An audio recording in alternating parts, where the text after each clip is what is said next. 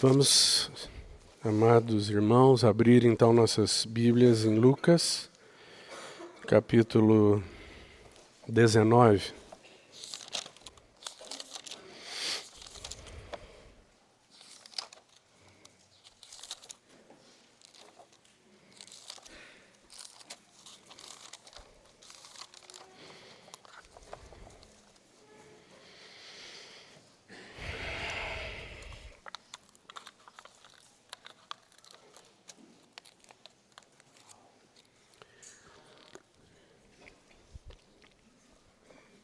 Vamos ler os versos de 1 a 10.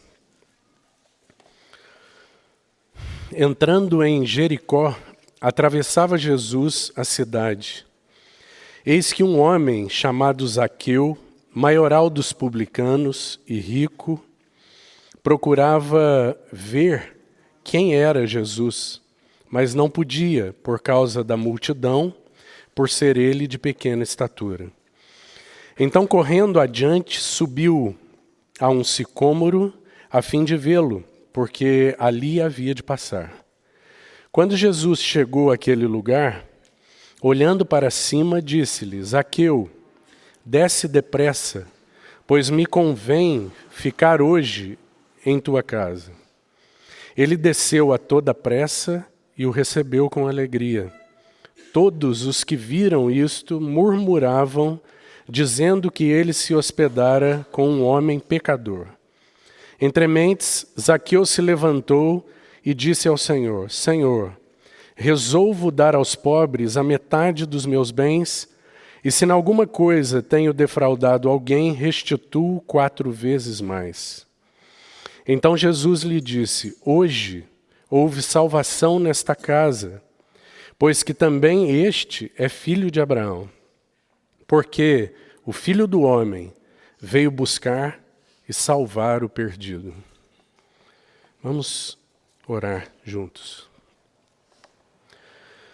Pai, que alegria para nós nos reunirmos, estarmos juntos, aqueles que o Senhor separou, nos juntou, graças ao Senhor, e nós temos podido juntos assentar aos teus pés. Que privilégio, Senhor, que privilégio. Reforçamos nossa súplica diante do Senhor para que o Senhor nos familiarize com os elementos da tua presença, Senhor, com a tua voz bendita, que todos nós aqui saibamos reconhecer a tua voz. Conheçamos a tua voz, o timbre da tua voz. Também queremos reconhecer teus movimentos, tuas mãos, teu passear. Queremos reconhecer teu perfume, Senhor. Faz isso conosco. Nós desejamos permanecer a eternidade contigo e queremos estar familiarizados com isso, com aquilo que é teu. É da tua parte e que também é nosso, porque tu és nosso. Obrigado por tua palavra bendita. Suplicamos que por teu bendito Espírito Santo haja revelação nesta noite e todos nós sejamos surpreendidos com algo mais da tua beleza. Senhor, mostra a nossa pequenez, destacando para nós muitas coisas mais da tua beleza.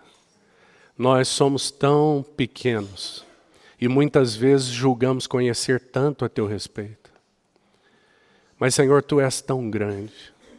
Mostra para nós algo mais da tua beleza nessa noite. Revela a tua face para que sejamos realmente surpreendidos nos nossos corações.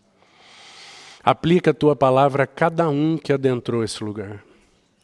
Nós temos necessidades que tu conheces. Tu és o nosso supridor. Então, aplica ao profundo dos nossos corações a tua palavra. Nós temos essa expectativa porque sabemos que tu tens esse anelo. Então, Senhor, cumpre isso nessa noite. Te pedimos isso em nome de Jesus. Amém. Irmãos, nós temos, então, compartilhado a respeito destas duas cenas que acontecem ao final do capítulo 18 e no início do capítulo 19. São duas cenas, dois encontros muito particulares do Senhor Jesus em uma cidade específica, Jericó. E se de alguma maneira, meu irmão, os nossos corações já foram surpreendidos com a grandeza, com a suficiência do amor de Jesus, declarado, derramado, manifestado a Bartimeu, então realmente nessa noite o Senhor há de nos surpreender com o seu amor declarado e derramado a Zaqueu. Porque enquanto a Bíblia nos diz que Bartimeu era um cego mendigo à beira do caminho, né?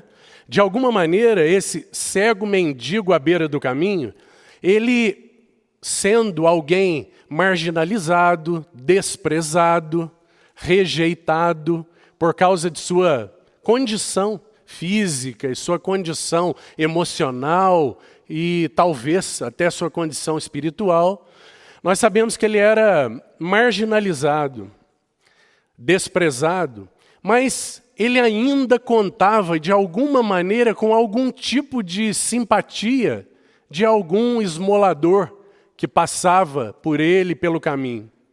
Mas Zaqueu é bem diferente, irmão. Zaqueu não é um cego mendigo à beira do caminho. O que a Bíblia vai nos dizer é que Zaqueu é um publicano, maioral dos publicanos e rico. Mas Zaqueu contava não com o desprezo apenas do povo, sim, havia desprezo, marginalização, exclusão, mas, irmão, Zaqueu contava com o ódio do povo todos os dias. Então nós estamos vendo o Senhor Jesus encontrando-se com duas situações muito peculiares naquela terra amaldiçoada, Jericó. Ele se encontra com um cego mendigo e o Senhor já nos mostrou tanto, porque em muitos aspectos eu e você nos identificamos muito com aquele cego. Muito o Senhor tem nos falado a respeito de nossas próprias vidas, quando olhamos para aquele cego mendigo à beira do caminho.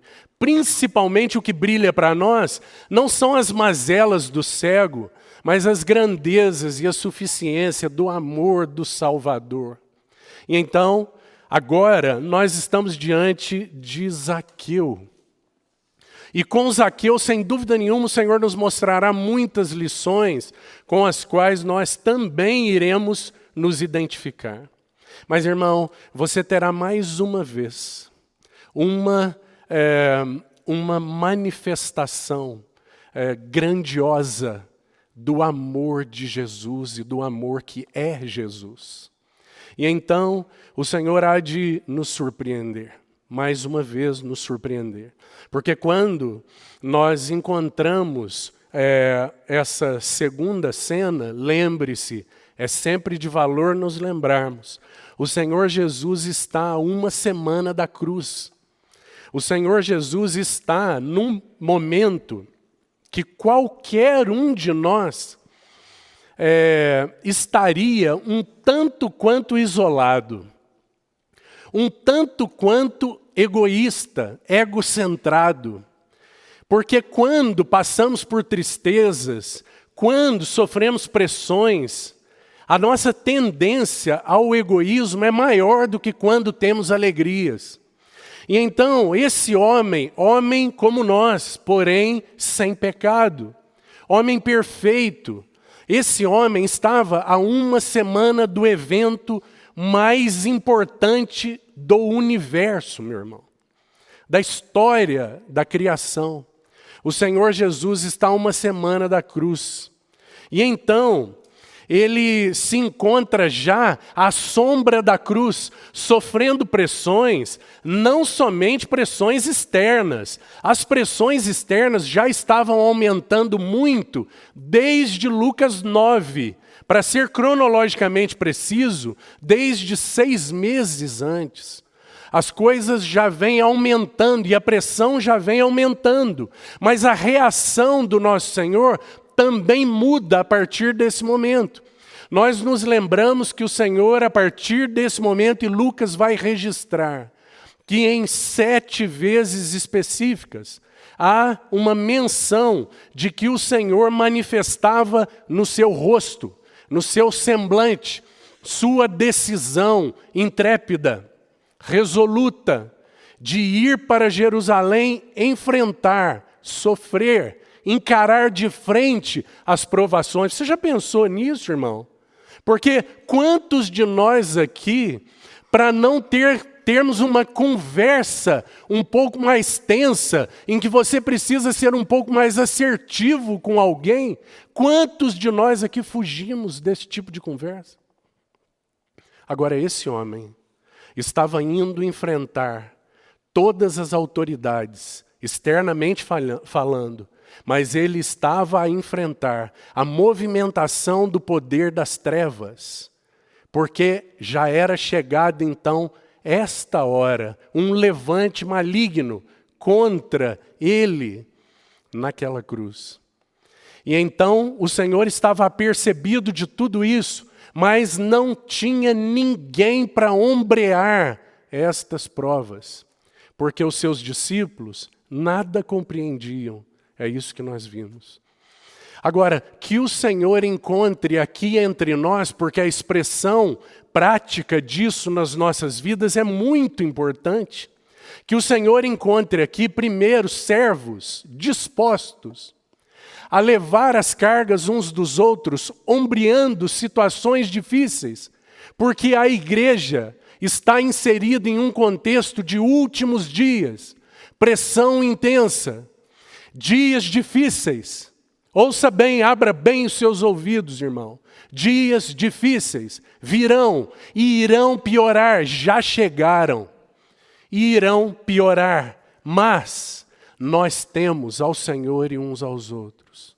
Nós podemos ser suporte uns para os outros, para ombrearmos momentos difíceis, para não sermos aqueles que falam uns dos outros, mas aqueles que põem o pescoço no jugo uns com os outros, para carregarmos as vidas uns dos outros em momentos difíceis.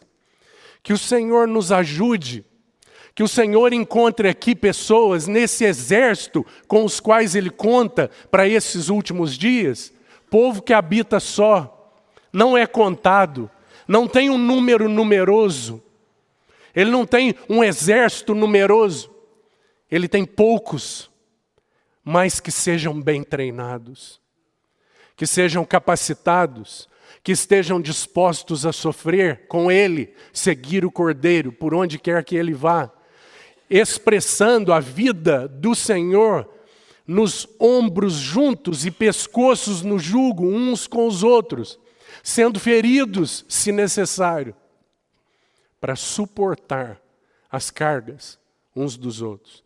Que o Senhor nos ajude nisso, que o Senhor tem confiado a essa Assembleia muito. Não pense você que é para que nós tenhamos aqui para usar a profecia, né, para usar a visão de Nabucodonosor, também a profecia de Daniel, que o Senhor não tem aqui vacas gordas, que estão apenas com a barriga cheia, deitadas, sem nenhuma disposição de servir e de serem úteis. Mas que o Senhor tem aqui soldados que não se envolvem com os negócios dessa vida, porque estão para satisfazer aquele que os arregimentou. Que o Senhor possa contar conosco. Amém? Sigamos então. Estamos nessa segunda cena.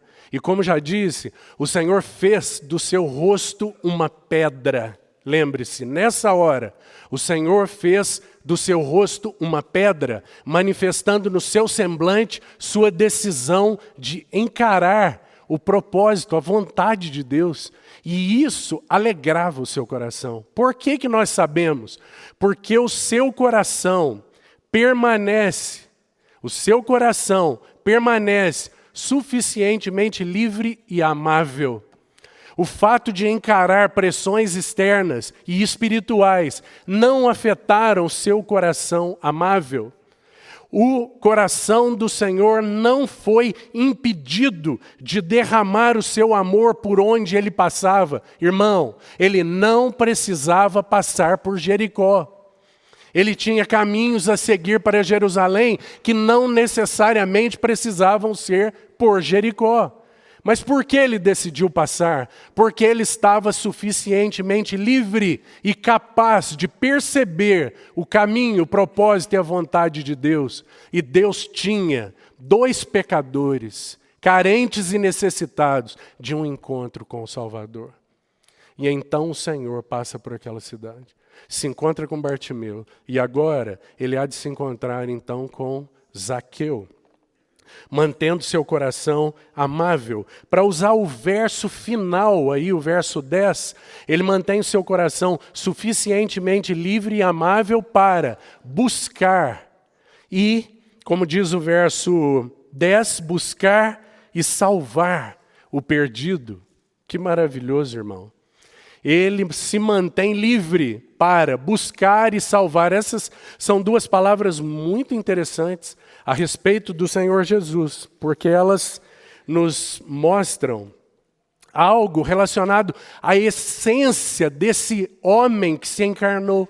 A primeira palavra é a palavra buscar, e uma palavra particular no grego. A palavra utilizada o sentido dela é investigar, empenhar-se em procurar. Olha que coisa. Buscar aí é empenhar-se em procurar. É procurar com dedicação, investigar. Esse Filho eterno de Deus, o Salvador que veio buscar o perdido, ele veio empenhado em encontrar os perdidos. Ele veio procurar insistentemente. Alguns de nós aqui são um testemunho vivo disso, porque o Senhor foi nos encontrar longe, não foi, irmãos? Alguns de nós aqui, o Senhor precisou trilhar um caminho árduo para nos encontrar. O Senhor precisou ir longe, mas Ele nos encontrou. Por seu amor bendito, Ele nos encontrou. Graças ao Senhor. Porque Ele veio buscar. Que maravilhoso, irmão.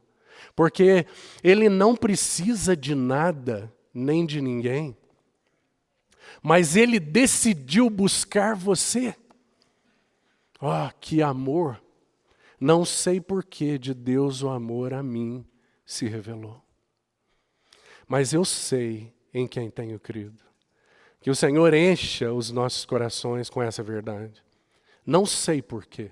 Eu não encontro motivos em mim. Não há nenhum, aliás, há motivos em mim para Ele me abandonar. Mas Ele decidiu me buscar. Ele decidiu me encontrar. Ele decidiu abrir a porta da minha casa. Ele decidiu me chamar individualmente, pessoalmente. Ele decidiu me chamar pelo nome. Graças ao Senhor. Esse é o nosso amado Salvador.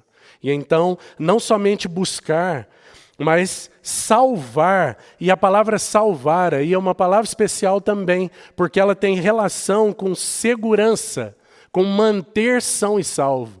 Não somente ele veio procurar onde estava o perdido, mas ele procurou acuradamente, encontrando, ele comunica segurança e diz: eu vou te colocar são e salvo. Eu não quero só procurar você, porque eu sou um procurador para saber onde você está, para vasculhar a sua vida. Não, eu sou alguém que procura para te manter próximo, são e salvo. Que maravilhoso. Eu te comunico segurança. Quando eu olho para você e digo: Zaqueu, desce depressa. Será que tinham mais pessoas naquele sicômoro? Talvez crianças, possivelmente, deveria ter. Mas o Senhor Ele tem um amor tão individualizado, não é? E então Ele olha e diz: Zaqueu, desce depressa. Certamente você já ouviu essa voz, irmão. E você pode se colocar no lugar desse publicano. Porque ele veio te buscar. Mas não só isso, ele veio te salvar. Ele veio te buscar e te salvar, porque você estava perdido, graças ao Senhor. Mas não somente é uma palavra que aponta para manter são e salvo. Um outro sentido muito significativo da palavra salvar aí é resgatar do perigo e da destruição. É resgatar ou preservar alguém que está no corredor da morte. Resgatar alguém que está para morrer, que está no perigo de ser destruído. Esse é o Salvador, o bendito Salvador. O que ele está fazendo? Ele está passando em Jericó para buscar e salvar um perdido, um absolutamente desqualificado para qualquer um que pensasse em salvação. Talvez Zaqueu fosse a última pessoa. Sabe, irmão, Zaqueu, ele é exatamente a expressão prática daquilo que o Senhor disse aí no capítulo 18, verso 27. Olha aí. Mas ele respondeu: os impossíveis dos homens são possíveis para Deus. Zaqueu é literalmente um impossível dos homens. Esse é Zaqueu. O que nós temos agora é um impossível. É alguém tido como impossível dos homens. Zaqueu. E o Senhor Jesus se depara com isso. Aquele Filho do homem que veio buscar e salvar o perdido. Então todos vão ficar surpreendidos com o seu amor. Mas há uma grande incompreensão desse amor abundante. E então qual é a reação? A reação é murmuração. Irmão, murmuração é uma mazela do inferno. Murmuração é com murmuração que começou a rebelião de Coré. E você se lembra qual foi a consequência da rebelião de Coré? A terra se abriu e eles foram engolidos na sua rebelião. Sabe como tudo começou? Queixa, murmuração. Eles começaram a se queixar da autoridade de Moisés. E então eles foram, por causa de tudo começar com murmuração, a murmuração deu à luz a rebelião. E então eles foram julgados, porque não tinha mais nada que o Senhor pudesse fazer. Agora, quando o amor do Senhor nos surpreende, porque o Senhor aborda, salva, age, trata com os outros que são diferentes de nós, o que acontece no nosso coração? Quando nós vemos o Senhor tratando, amando, dispensando cuidados a alguém que no nosso coração desperta algum tipo de murmuração ou de crítica. Que o Senhor tenha misericórdia de nós, para que não haja isso entre nós. Porque o Senhor é livre para salvar e buscar todos aqueles em cada situação que estiverem. Que o Senhor nos ajude para que nós não sejamos uma igreja nos dias finais, nós aqui, expressão da igreja, mas também a igreja de Deus, não seja uma expressão diferente do nosso Salvador, que era alguém que, segundo Lucas, irmão, Lucas é muito assim ligado, é característico de Lucas registrar, se deter em eventos, em fatos, tanto que Lucas registra tanta coisa que os outros evangelistas não registram. Por exemplo, a passagem, o encontro com Zaqueu é um registro só de Lucas. As parábolas, aquelas parábolas, maravilhosas parábolas da ovelha perdida, dracma perdida, dos filhos perdidos, registro só de Lucas.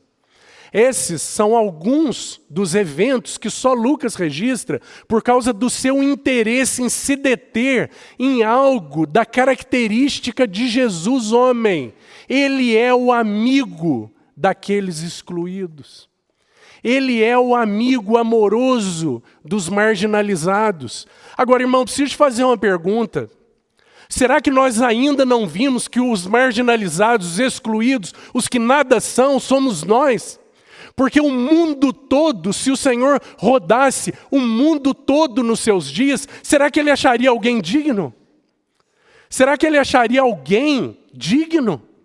Só haviam excluídos, só haviam degradados e desvalidos.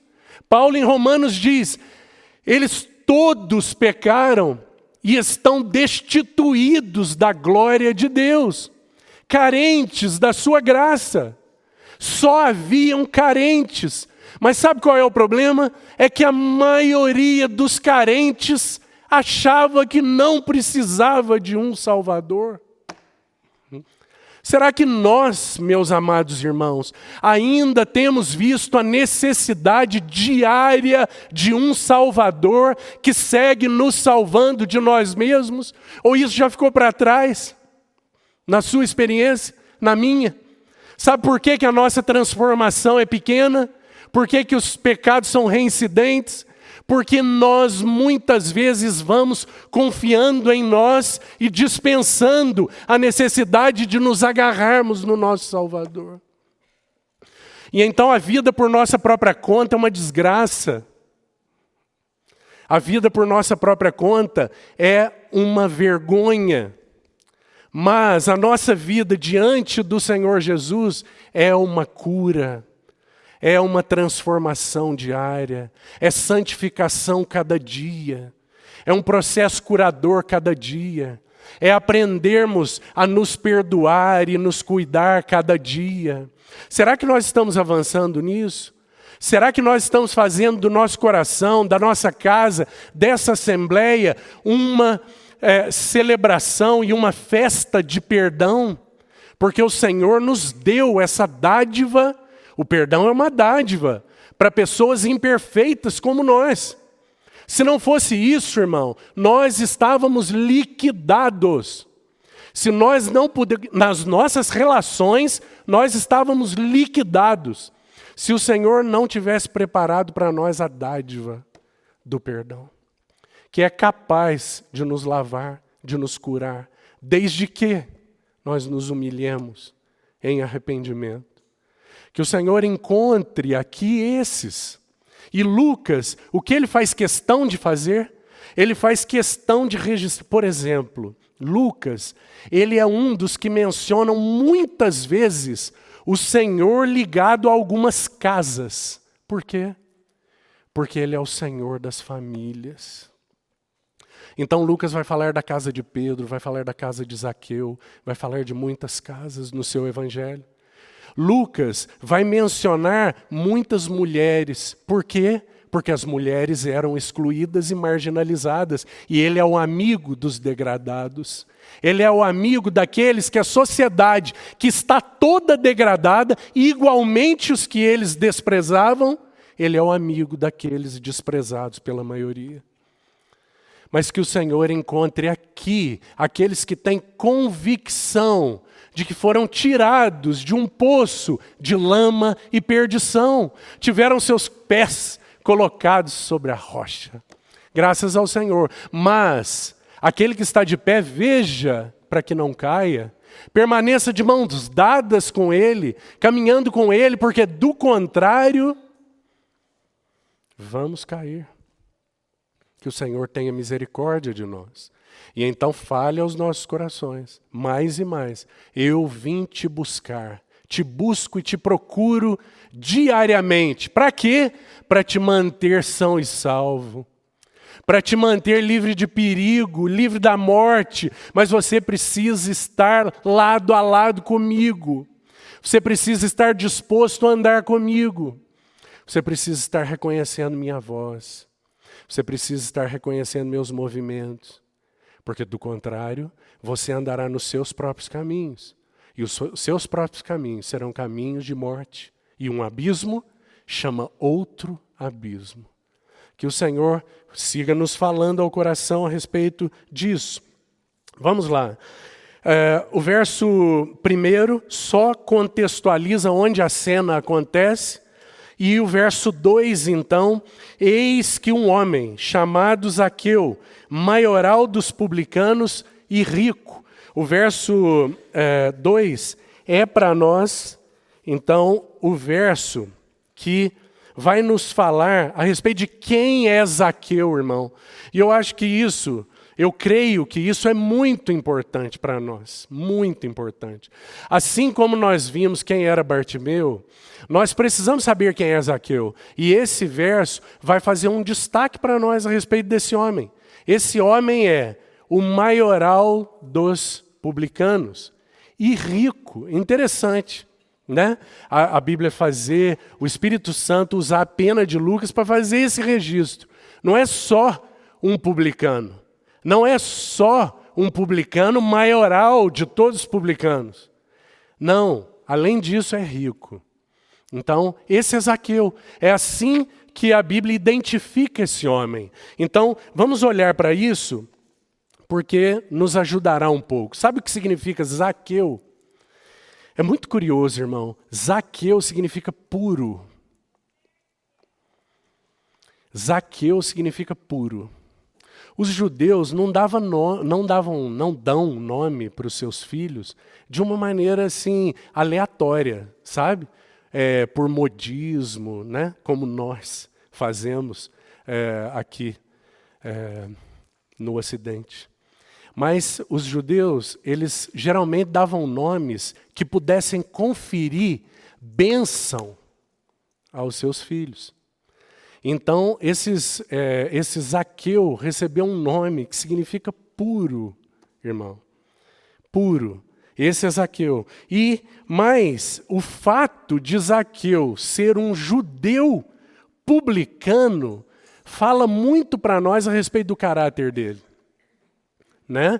Quando nós olhamos para um judeu que é publicano, isso fala muito a respeito do caráter dele. Porque, querido irmão, tem muitas atividades que elas são incongruentes, elas são incompatíveis com... tem muitos ofícios, muitas atividades que são totalmente incompatíveis com algumas pessoas. Então, por exemplo, pense num cristão piedoso que mantém um bar. Pense num cristão piedoso. Como que seria uma coisa absolutamente incompatível? Um cristão piedoso que mantém um bar. Essa atividade diria muito para nós a respeito do caráter desse cristão que nós podemos achar piedoso, até nós vermos esse ofício, compreende, irmão?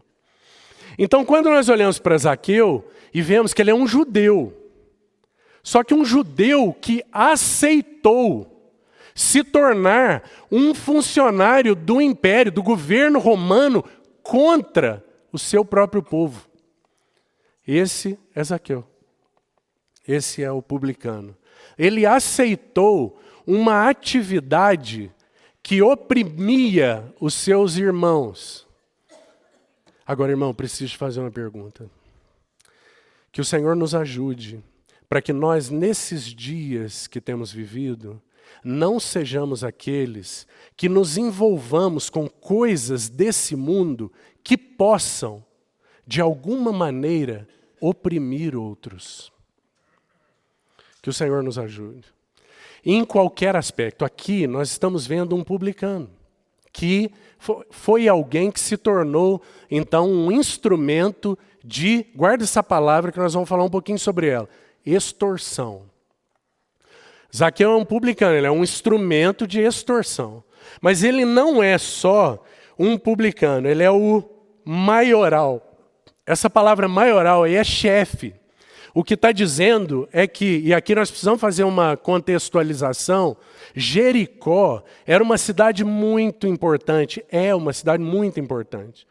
Porque Jericó está muito próxima do Vale do Jordão. Jericó é como se fosse um oásis naquela região desértica.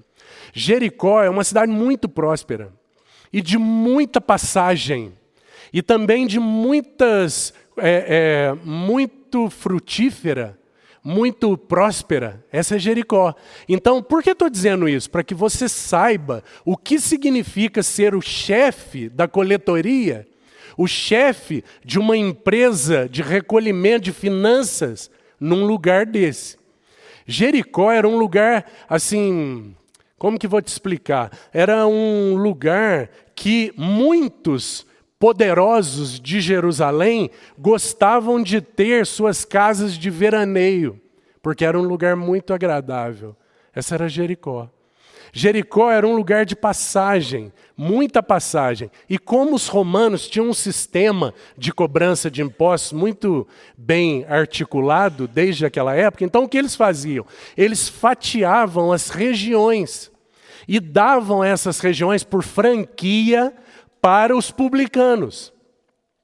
Então os publicanos eles tinham autoridade, eles dominavam uma determinada região. Os romanos calculavam mais ou menos pela população o que tinha que ser arrecadado, mas eles não averiguavam assim rigidamente. Eles determinavam um valor baseado no tamanho e na população da região e vinham de tempos em tempos só recolher os impostos.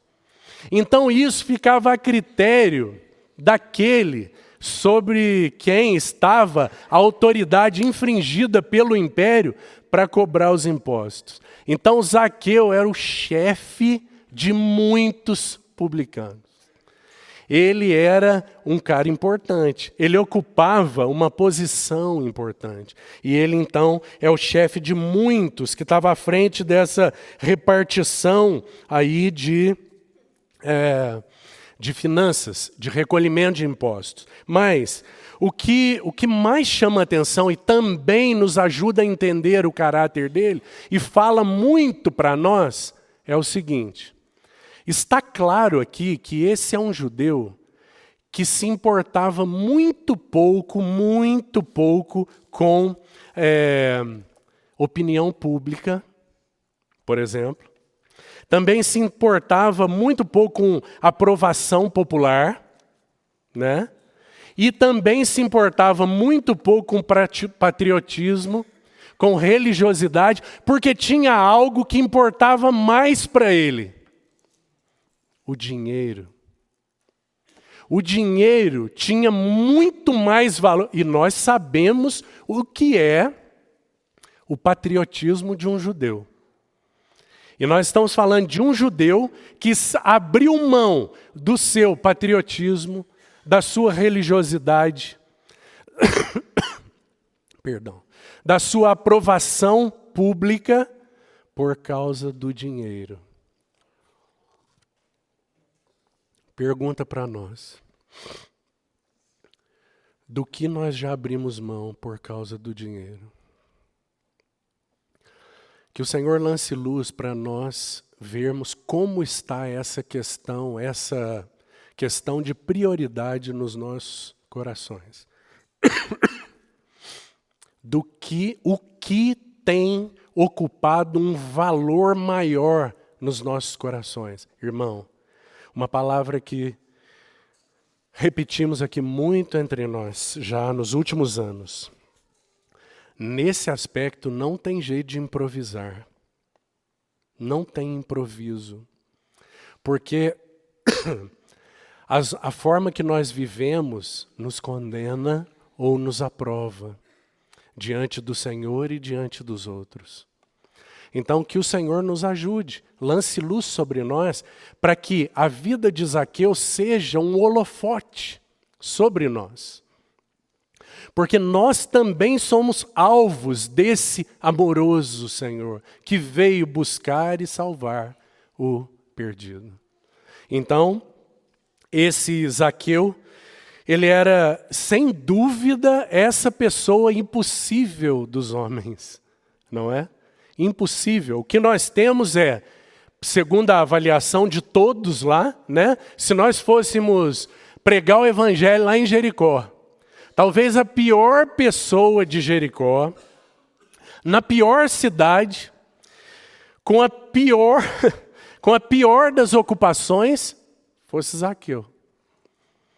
E o Senhor Jesus para embaixo do sicômoro que ele estava.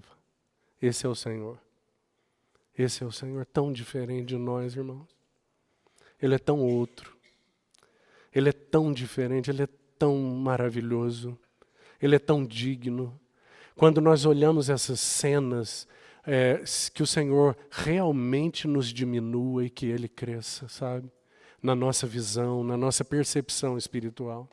Porque, do contrário, nós vamos deixar de ver claramente o que nós precisamos ver, que é a grandeza e a beleza do seu amor e a nossa grande necessidade de um Salvador. A necessidade que nós temos de um Salvador que nos salve diariamente de nós mesmos. Lembre-se disso, diariamente. Porque a nossa capacidade de complicar as coisas, a nossa capacidade de criar problemas é muito grande. Então, que nós possamos encontrar nas nossas vidas um Salvador diário. Fala muito aos nossos corações uma pergunta: como tem sido a nossa experiência pessoal de arrependimento? Se ela tem sido pequena, querido irmão, se você nem se lembra quando foi a última vez que você se arrependeu, significa realmente que você tem experimentado pouca transformação. Por quê? Porque nós sabemos que somos tão necessitados desse Salvador diário. Compreende? Então que isso possa falar aos nossos corações profundamente. Além de ocupar esse cargo, né, o maioral dos publicanos, nós temos ainda mais uma expressão aí sobre o Zaqueu. E a expressão ele era rico. Agora, certamente, irmão, não preciso te dizer, mas vou dizer, certamente, mas vou colocar uma palavra aqui para não ser tão incisivo. Provavelmente, Zaqueu teve esse ganho de muito dinheiro de algumas maneiras muito questionáveis. Muito questionáveis. Então, possivelmente, esse muito dinheiro, porque a expressão rico, aí, no grego, é a palavra que tinha muitos bens, acumulou muitos bens materiais. Esse é o Zaqueu, é a riqueza dele. Então, certamente, sendo um publicano, ele possivelmente ganhou muito dinheiro de maneiras muito questionáveis. E assim, sendo assim, com esse sistema romano de cobrança de impostos, ele era uma oportunidade, eles tinham uma oportunidade, uma porta aberta para a extorsão. Irmão, o que é extorsão? Extorsão é quando você exige algo de alguém, que alguém faça ou não faça algo, por ameaças ou violência. Isso é extorsão. Em benefício próprio, para os seus próprios interesses. Isso é extorsão. Os publicanos eram tidos pelo seu povo como ladrões, como aqueles que extorquem o povo. Você se lembra que quando João Batista começa o seu ministério e ele começa a pregar com aquela força da parte de Deus, aquela palavra de Deus de fogo na boca de João Batista, começa a arder nos ouvidos das pessoas que estavam ouvindo, você se lembra? Então os soldados, por exemplo, procuraram João Batista.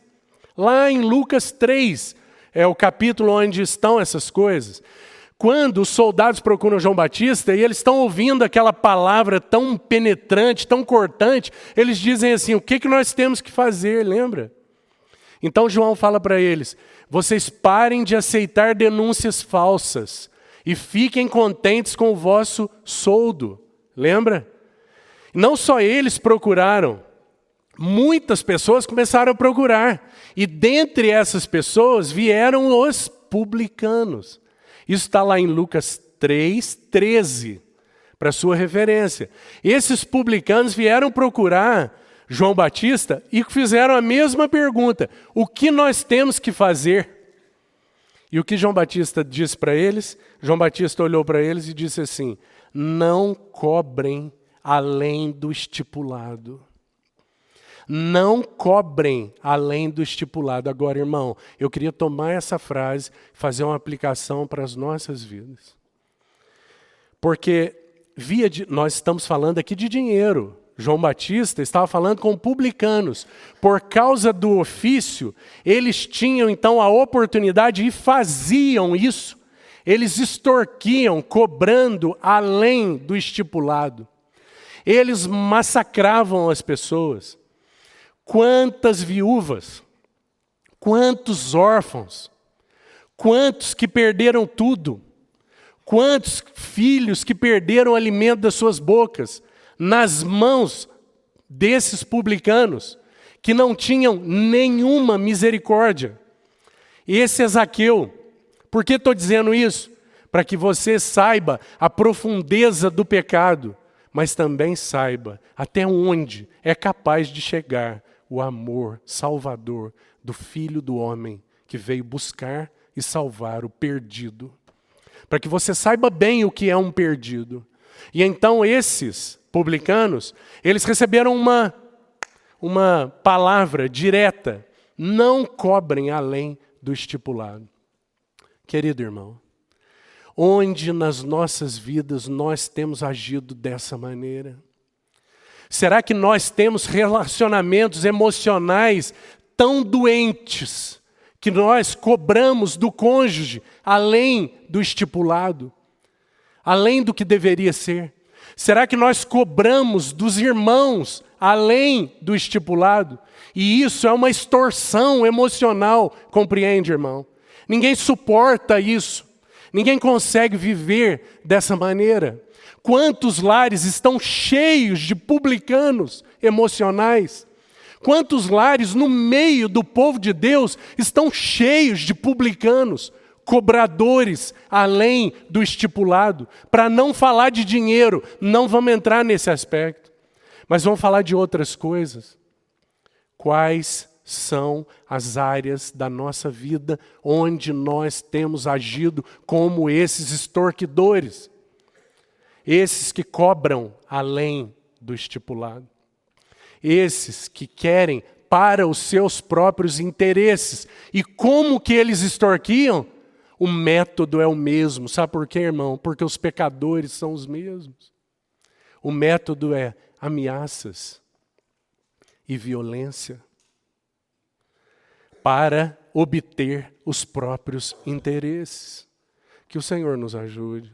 Tenha misericórdia de nós, para nos mostrar essas mazelas que muitas vezes nós nem estamos percebendo, e são relacionamentos doentios, que precisam ser curados pelo Senhor, o Senhor precisa derramar mais, precisa ser praticado por aqueles que têm recebido esse derramamento, porque do contrário não haverá cura. O Senhor precisa derramar do seu perdão. E então nossas vidas serem saradas. E nós sermos um povo sadio emocionalmente, compreende, irmão? Zaqueu, o publicano, era alguém que cobrava além do estipulado.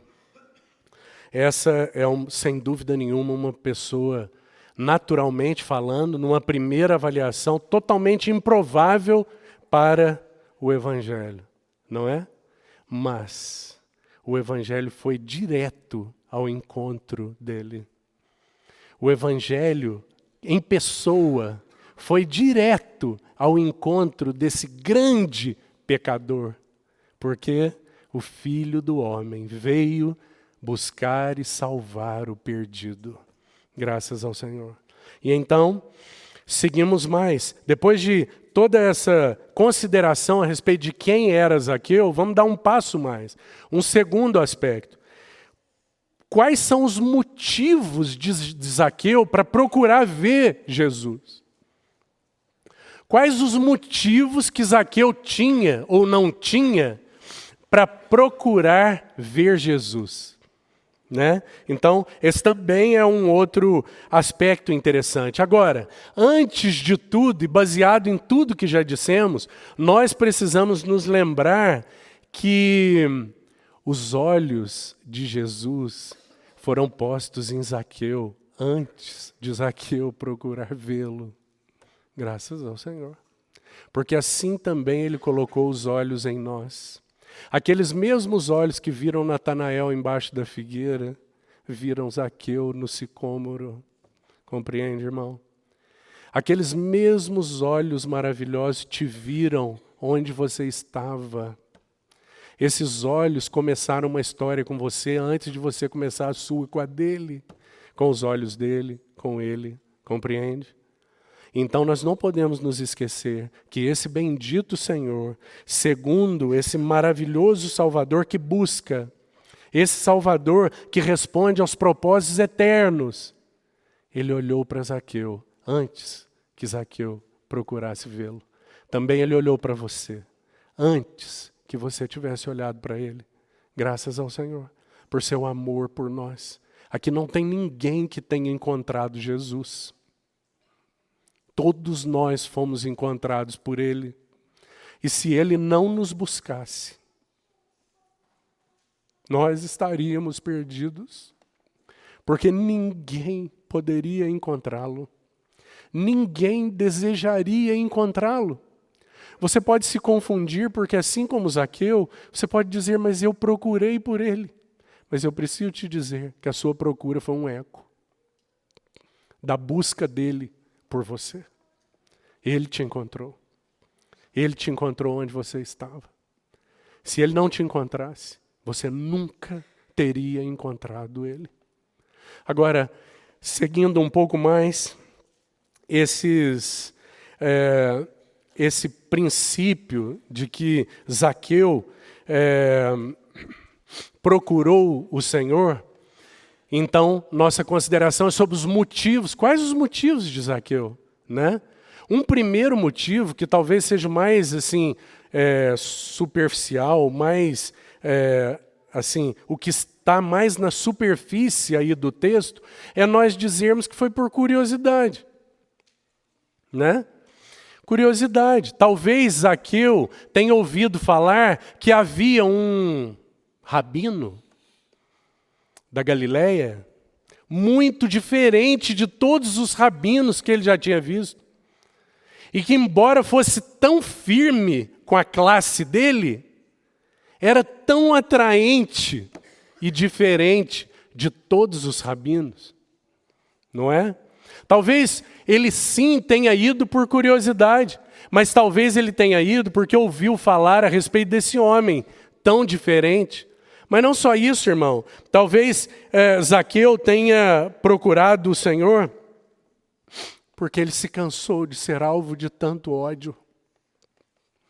Porque ele estava cansado e sabia que o dinheiro não poderia comprar o amor do seu povo. Ele não conseguia comprar com dinheiro o amor e o respeito do seu povo, embora juntasse tanto dinheiro.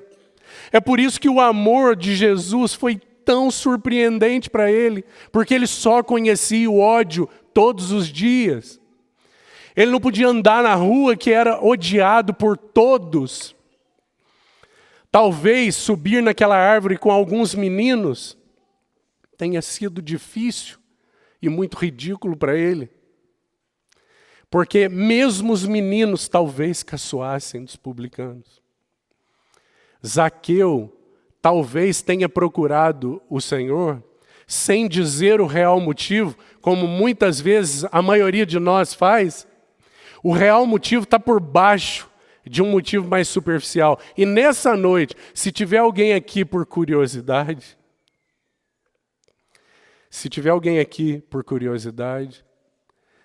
que você saiba que você pode ter motivos imperfeitos, mas você foi atraído para estar diante de um Salvador perfeito e capaz de te salvar. Então, por isso, entregue-se a Ele. Entregue sua vida a Ele. Mesmo que você tenha motivos imperfeitos, motivos inadequados. Porque quantos, de alguma... Você pode até ter um bom motivo. De alguma maneira no seu coração você percebe que você tem um sentimento de que entre você e Deus tem alguma coisa errada, e você acha que nesse lugar aqui é o lugar para resolver isso. Pode ser esse o motivo. Mas eu preciso te dizer que mesmo que seja esse um motivo imperfeito, você está atraído e diante de um Salvador perfeito, que é capaz de te salvar totalmente, que veio te buscar. Compreende? Então que o Senhor, na sua misericórdia, siga sendo para nós, que já o conhecemos, há 10, 20, 30, 40 anos, que Ele siga sendo tão atraente, como naquele dia em que Ele atraiu o seu coração. Será que o seu amor, será que a atração de Jesus para você tem diminuído ano a ano ou tem aumentado, irmão? Se ela tem diminuído, então não há um maranata no seu coração. Mas se ela tem aumentado, então tem havido um maranata crescente no seu coração. Que o Senhor Jesus nos ajude e realmente passe em revista e lave e renove esse nosso amor por Ele, porque o amor dele por você não envelheceu. Ele não desanimou de você, porque Ele nunca desanima.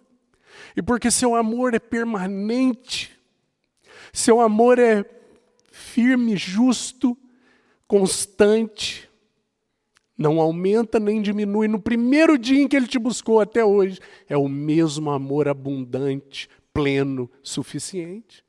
Mas e o seu amor por Ele, querido irmão? E o meu amor por Ele, como está? Como está? Que o Senhor lance luz sobre esses motivos do nosso coração e realmente nós sejamos esses que, embora tenham motivos imperfeitos, possam ter motivos imperfeitos, estejam encontrando diariamente o seu perfeito Salvador, capaz de ajustar nossos corações, de vitalizar esse nosso amor, para que então a igreja esteja como uma noiva adornada. É por isso que Apocalipse vai falar dos últimos dias, mostrando a igreja como noiva, irmão. Porque o amor da noiva é em que qualidade? Mas minha pergunta é para que você responda para você mesmo diante do Senhor. Você tem tido, depois de 10, 20, 30 anos, um amor de noiva por Ele? Ou não, seu amor já envelheceu? Seu amor já envelheceu? E por causa das suas, e por causa das minhas falhas, mazelas e preferências e escolhas, nós temos culpado o Senhor e dito a Ele que Ele não tem nos amado. Ah, irmão, que o Senhor encontre aqui um povo que se dobre diante dEle para ter seu amor renovado. Seguindo ainda um pouco mais, que o Senhor encontre mais pessoas como Zaqueu, que não tenham medo de passar pelo ridículo, de subir num sicômoro para poder vê-lo. Que nós aqui, ninguém tenha medo do ridículo, desde que qualquer atitude necessária seja tomada para ver Jesus mais claramente, irmão. Compreende? Às vezes nós temos vergonha de nos humilharmos dentro da nossa casa. Esse homem subiu numa árvore diante de uma multidão. Você já pensou nisso, irmão? Esse homem, que era um homem importante, de posição importante e rico, subiu numa árvore. Por quê? Ele não se preocupou, ele não teve medo do ridículo. Porque ele queria ver Jesus. Agora eu te pergunto, você quer ver Jesus? Você acha que ver Jesus É só vir aqui na quarta-feira ouvir a palavra? É isso que você pensa que é ver Jesus? Você quer ver Jesus? Você tem anelado por isso? É teu desejo cada dia? Os teus olhos estão abertos? Você tem visto o Senhor claramente? Ou é tudo assim uma subjetividade para você? E a vida cristã algo assim impalpável? Que não seja isso, irmão. Que os olhos do nosso espírito estejam absolutamente abertos. Que os nossos sentidos espirituais estejam aguçados. E que nós percebamos seu toque. E que nós percebamos seu falar, sua doce voz, dizendo seu próprio nome. Que nossa percepção seja clara, porque do contrário, a nossa caminhada será cambaleante, convalescente. Que o Senhor encontre aqui realmente um povo que tem ouvido a sua voz e que tem respondido a essa voz no seu íntimo, no seu coração. Agora, um pouco mais para nós encerrarmos esse aspecto, então, que disse a respeito dos motivos de Zaqueu. Meu desejo era que chegássemos até o verso 5 para seguir na próxima reunião, mas creio que nós vamos ter um pouco de dificuldade. Vamos olhar para um detalhe aqui. O verso 2 nos diz que ele procurava ver Jesus, não podia. Agora, por causa da multidão. Gostaria de fazer umas considerações aqui com você. Por causa da multidão. Primeiro, não te chama a atenção que nas duas cenas nós temos a multidão. A multidão estava lá, próxima de Bartimeu. E a multidão também está aqui na cena de Zaqueu.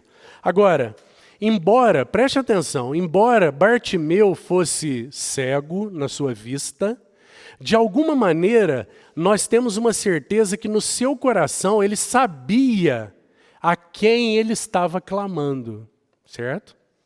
Filho de Davi, tem misericórdia de mim. Então, embora cego nos seus olhos naturais, nós sabemos que de alguma maneira no seu interior ele já estava tendo luz, porque ele clamava aquele único que podia dar a ele provisão para a sua necessidade, que não era esmola, irmão. Os outros todos só podiam dar para ele esmola, mas Jesus podia dar muito mais do que isso, e ele sabia a quem ele clamava, tanto que para Jesus ele não pediu esmola. Para Jesus ele pediu muito mais, porque ele sabia a quem clamava. Agora, Zaqueu, diferente disso, Zaqueu tinha os seus olhos abertos, ele enxergava, mas ele não conhecia nada a respeito daquele que ele procurava ver. E nesses dois contextos nós temos a multidão que atrapalhava. Nós temos a multidão que olhava para o Bartimeu e falava, cale-se, para de falar. E nós temos a multidão que, por causa da estatura do Zaqueu, também atrapalhava, impedia que ele enxergasse o Senhor Jesus. Agora, irmão, do que fala a multidão na Bíblia? E é um grande problema se nós formos apenas aqueles que vivem a sua vida espiritual no contexto da multidão. Porque a multidão, nesses casos aqui, está muito, muito distante, muito fora daquilo que estava no coração do Senhor, você concorda? Muito fora. A multidão estava falando para ele se calar, o Senhor, quando ouviu o clamor, mandou chamar ele. Né? A multidão estava atrapalhando o Zaqueu. O Senhor, quando chegou onde ele estava, parou e olhou para ele, chamou por ele. Não é? Então, o que significa a multidão? Do que a multidão fala na Bíblia? Né? Então, eu gostaria de dar algumas sugestões para você, para a gente, talvez, já ir encerrando por aqui. A multidão fala de uma atitude superficial. Fala de uma atitude de um cristão, vamos chamar assim, para você entender bem o que eu estou tentando te dizer, porque naquela multidão lá, literalmente falando, tinham muitos que não criam em Jesus, certo? Mas também tinham muitos que estavam andando ali, acompanhando ele já há muito tempo. Mas era um povo nominal. Nós andamos com Jesus, mas nós não sabemos nada dele. Nós não sabemos nada do coração dele. Nós não sabemos nada a respeito dele. Então nós somos um povo superficial. Será que essa é uma característica nossa? Superficialidade. Lemos pouco a palavra, conhecemos pouco a respeito de Jesus, não sabemos manusear bem a palavra da verdade. Ela não é para nós um instrumento, não é achar os livros, não, irmão. Isso daí é ridículo, certo? Para aqueles que amam Jesus e que têm nas suas mãos uma autobiografia, não sabem, não conhecem os livros, os textos, isso é uma vergonha, certo? Mas graças ao Senhor, porque Ele sempre tem os seus filhinhos e tem chamado aqueles que têm aprendido, e assim nós temos ensinado todos aqueles. Mas eu estou falando de superficialidade na nossa relação com o Senhor. Um relacionamento superficial, um relacionamento só de reuniões. Quando muito, de todas as reuniões. Porque na maioria dos casos ainda é de algumas reuniões. Um relacionamento superficial. Isso é o que a multidão é. Um relacionamento superficial. O que a multidão procurava, o Senhor diz para eles: vocês me procuram porque vocês estão com fome. E eu dei pão para vocês comerem. Mas vocês não querem me conhecer. Vocês não querem estar comigo por causa de mim. Hoje estava vendo um pai, né, um empresário, não é um cristão, tá? Então achei muito interessante por isso. Ele estava dando uma entrevista e ele é um homem muito bem sucedido, muito bem sucedido. Então o entrevistador fez uma pergunta assim, importante para ele e perguntou assim: o que é sucesso? E mais curiosa para mim foi a resposta dele. Ele disse assim: sucesso é quando os meus filhos me procuram independente do que eles vão receber sendo já adultos. Ele falou assim: a palavra mais importante que eu ouvi em toda a minha vida não é que eu sou fulano de tal, tenho tal empresa, é pai. E isso é sucesso para mim. Foi assim que ele explicou a questão, né? O que é sucesso? É o seu filho querer você. Agora quero te fazer uma pergunta, irmão. A pergunta é: você e eu, nós queremos o Senhor Jesus, somente Ele, independente do que nós temos recebido da parte dEle? Independente do que nós podemos receber, se Ele não pudesse nos dar nada. Então, essa atitude, ela é tão diferente, ela é tão notável, a atitude de superficialidade na multidão. Mas a multidão fala mais do que isso. A multidão fala de coração agitado. A multidão fala de coração emocionado, irmão. Precipitado. Isso é a multidão. Porque a multidão fala logo, né? Ela escuta o Bartimeu clamando logo, sem considerar, porque é agitada, é emocionada, é precipitada. Então ela logo fala: cala a boca, não fala nada, não é? Então será que essa tem sido a nossa condição espiritual? Será que nós somos agitados, falamos demais? Nós somos emocionados demais, espiritualizados ou espirituais de menos. E aqui não tem ninguém falando da minha parte que tenha qualquer problema com a questão das emoções serem parte do nosso ser, que também são objeto de adoração ao Senhor, compreende, irmão? Mas, se nós formos apenas emocionados, essa é uma característica da multidão. Então, que o Senhor nos ajude, porque a multidão atrapalha. Essa é a questão. A multidão atrapalha. Agora, que nós sejamos uma outra qualidade de multidão, aquela que Salomão fala, por exemplo.